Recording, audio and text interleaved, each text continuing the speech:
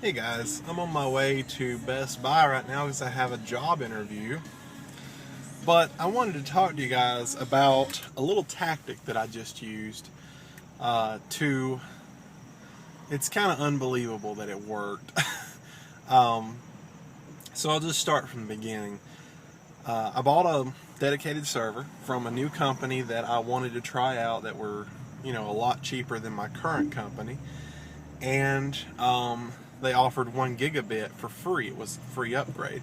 They had several free upgrades actually. I took a free upgrade to 16 gigs of RAM from the normal 8, and a free upgrade to Windows Server 2008. So lots of free upgrades. The price was $119.99. Just like, that was the price after to get everything delivered and everything. That's the price per month, $119.99. It's a pretty good server. I mean, you get the dual quad core, so it had two processors, 16 gigs of RAM, 1 terabyte hard drive, and you get 10 terabytes of traffic every month. And the first day I got it, I started moving all of my stuff to it. I didn't seem to have any issues for a few hours, and then a few hours in, I didn't shave. Okay, anyway, a few hours in, I noticed that the box would just keep rebooting. And I'm like, why is it rebooting? So I sent them a message and said, hey, it's rebooting. I'm not sure what's going on. I need you to look at it or something. So they claimed that it was blue screening, and they claimed to have swapped out the RAM.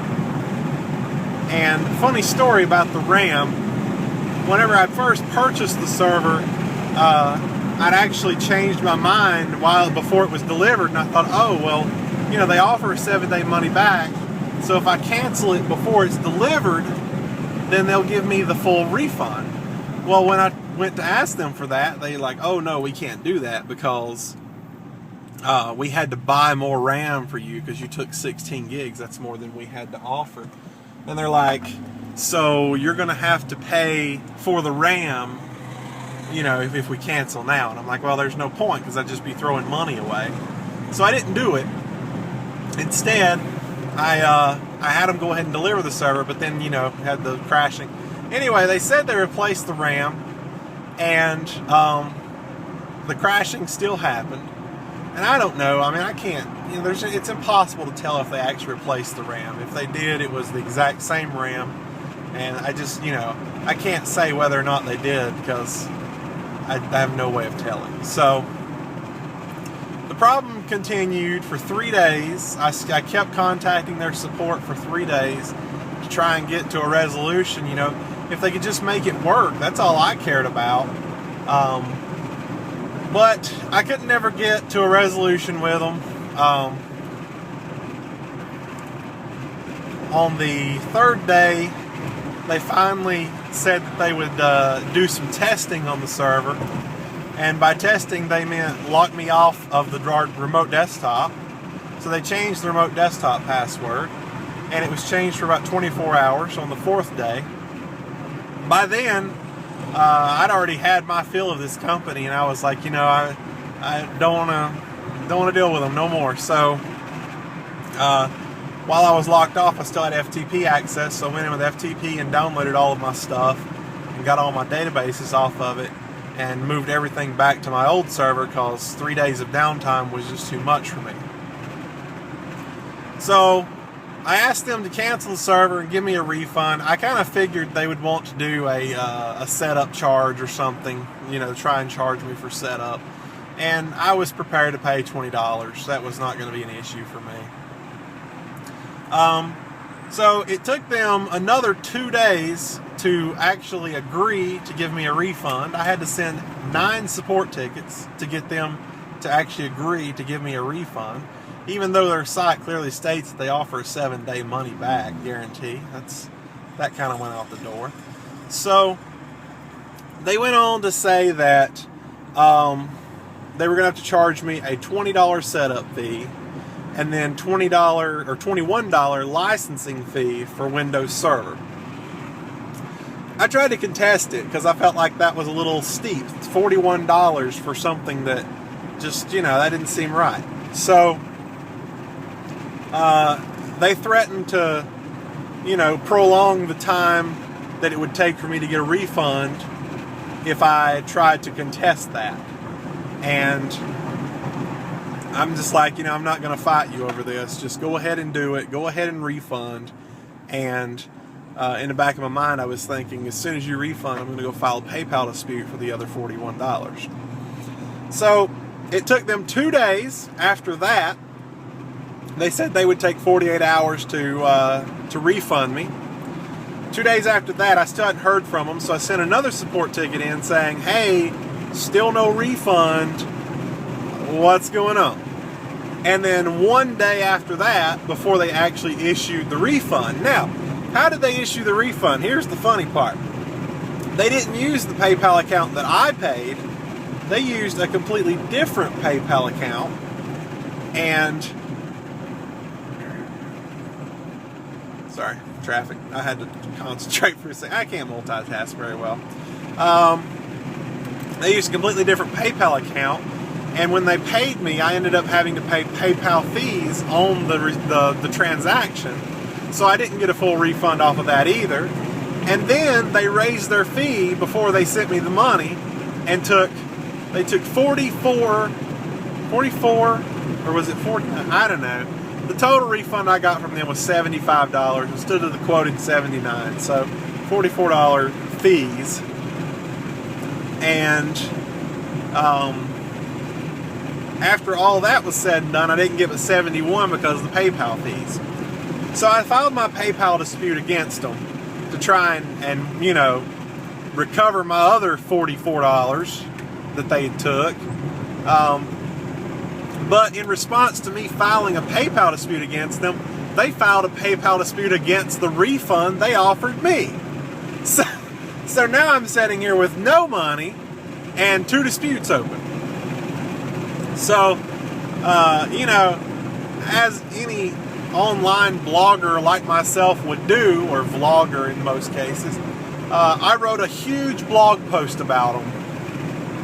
And about what they had pretty much done. I found it even more interesting last night that they commented on my support ticket, which was closed. They reopened it in order to send me a message on it, and they said, basically threatening me that if I didn't remove the PayPal dispute, then they were not going to refund me anything, and that they would not close their dispute against the refund they already gave me. They thought they had me there, I guess. I don't know. So I told them to go F theirself, very politely. Actually, it wasn't polite at all. And sent them a nice little link to my blog post about my review of their company. I thought, it probably wouldn't mean much to them, but in the response, I basically just said, Google is a very powerful tool for your company, and this is going to be on the front page. And I sent it to them. Obviously, I don't have a partnership with Google to get it on the front page, but when you search that company, you'll find my blog, and that'll pretty much destroy anything they ever thought about having. I didn't think that was much. I just thought, that's me. I write my blog post. That's how it goes. And, it ain't going to help or hurt anything.